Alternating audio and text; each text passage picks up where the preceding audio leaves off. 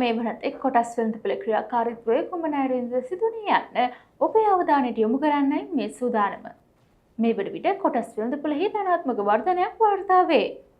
මේ වනතෙක් සමස්ත මිල දර්ශකයෙහි ක්‍රියාකාරීත්වය පිළිබඳව අවධානය යොමු කරන විට එය උදෑසන පටන් උච්චාවචයන් සහිතව ධනාත්මක වර්ධනයක් පෙන්නුම් කරනු ලැබුවා.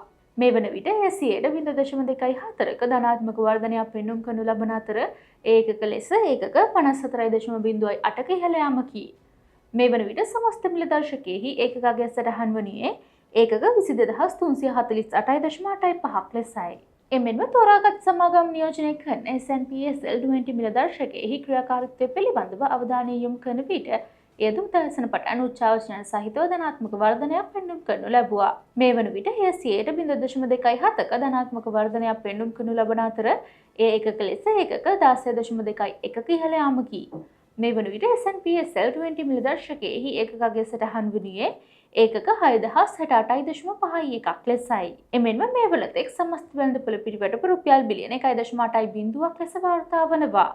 මේ වනතෙක් ප්‍රතිශතාත්මකව ඉහළ මිල වර්ධනයක් වාර්තා කරනු ලබන කොටස් පිළිවෙලින් Capital Alliance, Mercantile Shipping Company, Capital Alliance Holdings, Janashakthi insurance සහ කොළඹ ඩොක්යාඩ් ලෙස වාර්තා වනවා.